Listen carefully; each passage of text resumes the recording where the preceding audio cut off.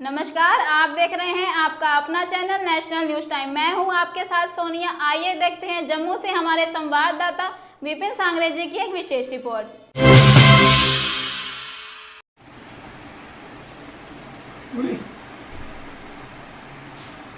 आज हम यहाँ प्रेस कॉन्फ्रेंस करने के लिए सारे साथी हमारे बिरादरी के इकट्ठे हुए हैं और जिसमें दो कैंडिडेट भी थे, अजैब से न्यूटन और संजीव कुमार सीता जी, और हमारे साथ जय भारती जी, सतपाल मांडे जी, जयराम न्यूटन जी, कौशल जी, रवि जी, श्यामलाल जी पंडित और रंजीत जी, साढ़े चौड़े शिशपाल जी, देवरा जी, यशपाल एक्स नेशनल जी और सारे देशराज जी, ये सारे साथी इकट्ठे हुए हैं।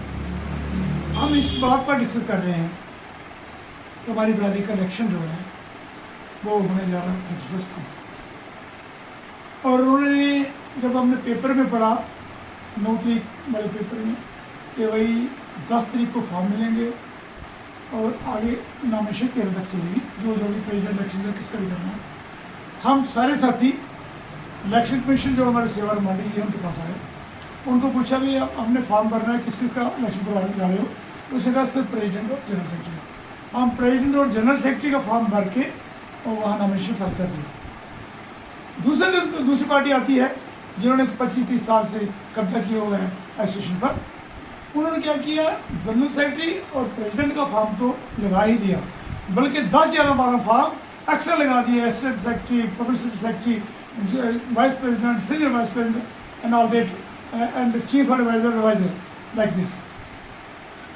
हमें जब पता लगा, हमने कहा तो हमारे 2 फॉर्म लगे, तो इसलिए 10-12 हम आए इलेक्शन के पास, भाई ये क्या बात है, हमारे फॉर्म में लगाओ, कहते टाइम हो गया। नहीं, ये जो फॉर्म लगेंगे ये अन्नपूज जीत जाएंगे। देखिए क्यों अन्नपूज जीत जाएंगे? हम उनके सामने फॉर्म नहीं लगा सकते हैं इलेक्शन इंटरेस्ट करने के लिए। ये एक धोखा था, सरासर धोखा था कि प्रेसिडेंट ये लोग जीत जाएंगे। जब प्रेसिडेंट जीता उसने हमको बाहर निकालना है और नई बॉडी चुननी है, तो हमारा जो इतने देर का बना हुआ है दबदबा खत्म हो जाए बिरादरी पर। लेकिन हमने कहा भाई जहाँ तो ये फॉर्म कैंसिल कर दो। फिर हम 15 तारीख को जिस दिन बिल्डअप था, ये हमारे ऑब्जेक्शन है, ऑब्जेक्शन फाइल किए।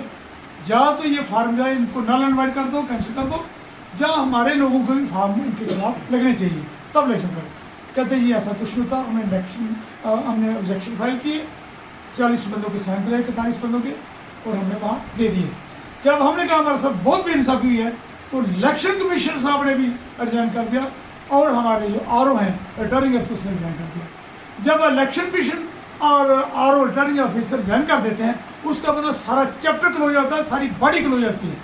उससे तो हमने सोचा अब तो इलेक्शन होगा नहीं, अब दोबारा ये जब दोबारा नॉमिनेट करेंगे कौन है इलेक्शन कमीशन कौन है दूसरा, तो फिर दोबारा ये नोटिफिकेशन निकालेंगे और दोबारा फॉर्म कॉल करेंगे, तो हम फिर दोबारा फॉर्म भरेंगे, उसके बाद इलेक्शन में हिस्सा लेंगे। लेकिन उन्होंने हमारे साथ चलाकी की। 15 तारीख जब हमारे जाने के बाद इन्होंने वो जो अनअपूर्ण लोग थे उनको हाथ डाल के इलेक्शन कमीशन के घर ही, बल्कि हालांकि उन्होंने रिजाइन दिया हुआ था, उधर ही अपने मनोरंजन किया और चले गए, हमारी तरफ से जीत गए। हमने ऑब्जेक्शन फाइल किया, आज तक वेट कर रहे थे कि क्या हमारे ऑब्जेक्शन अगर मानते हैं तो हम एक प्रेसिडेंट का इलेक्शन करवाएं, बाकी प्रेसिडेंट जीतेगा जो उसको हम मानेंगे, सारी बिरादरी बनेगी और वो अपनी बारी खुद चुनेंगे। लेकिन उन्होंने ऐसा कुछ नहीं किया, बल्कि ज़बरदस्ती वो बंदे जिता के अब भी कह रहे हैं कि आओ जी मैदान में हमें हमको, और लिखा उसमें हमने कि अगर हमारी बात नहीं मानी गई, हमारे इलेक्शन नहीं एक्सेप्ट किए गए, तो हम इलेक्शन बाईकाट करेंगे। हमने लिखा हुआ है, उनके पास पड़ा है। लेकिन बाईकाट जब हो गया तो बाईकाट हो गया, हमारी बात नहीं मानेगी, लेकिन वो हमें इलेक्शन चिन्ह करें वो नहीं कर सकते। एज ए रूल वो हमें इलेक्शन चिन्ह नहीं दे सकते, क्योंकि हमने इलेक्शन बाईकाट किया है। और आज भी हम इसलिए प्रेस कॉन्फ्रेंस किए हैं कि ये गलत तरीके से इलेक्शन हो रहा है, total fraudulent, total fraud election है। कोई भी हमारी बिरादरी का इसे एक्सेप्ट नहीं करेगा जब सही तरीके से इलेक्शन नहीं कराया जाएगा।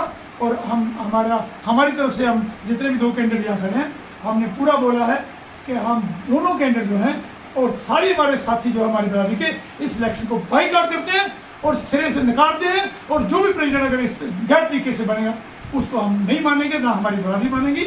अच्छे तरीके से इलेक्शन हो तो हम उनके साथ सहमत हैं, इसलिए कि इलेक्शन को हम कभी नहीं मानते। और बिरादरी से अपील है कि जो आदमी 25 साल से 30 साल से गुमराह कर रहे हैं, ऐसे बंदों को इलेक्शन में मदद ना करो, ना वहाँ वोट डालो और ना वोट डालने की जरूरत है। ये हमारे बराती से अपील है। थैंक यू वेरी मच, धन्यवाद।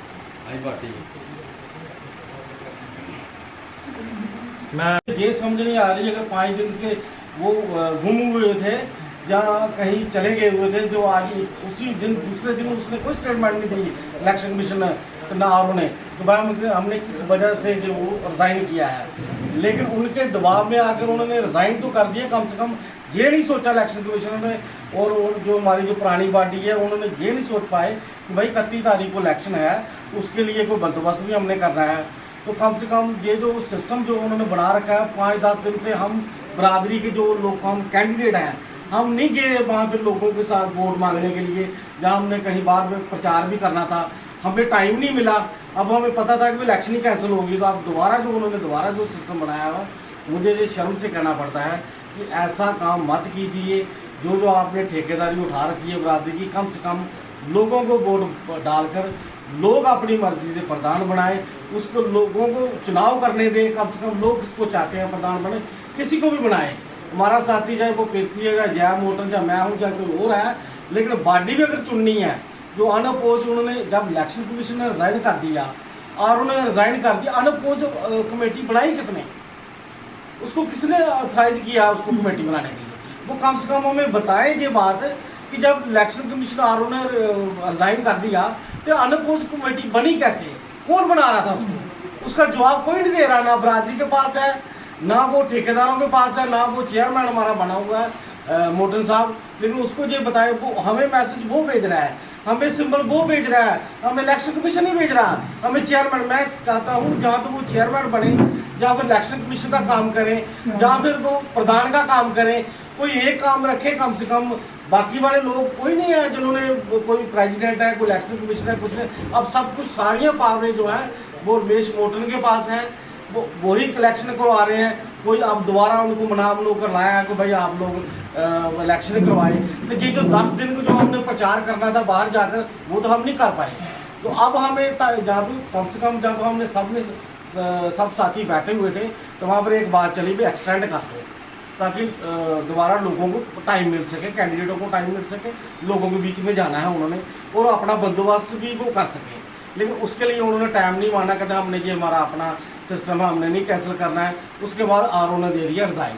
जब रिज़ाइन दिया तो रिज़ाइन के बाद फिर हम भी घर में आके सब चले गए, इलेक्शन कैंसिल हो गया।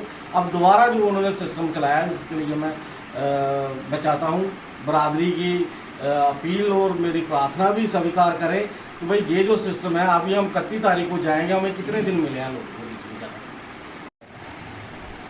मैं जय भारत, मैं धन्यवाद करता हूं अजैब सिंह मोटन जी का, यूथ प्रेसिडेंट कौशल टगोत्रा जी का, देशराज मांडी जी का, हमारे सीनियर लीडर संजीत कुमार सीता जी का, हमारे कॉमरेड देशराज मांडी, हमारे सरपंच पंच सभी।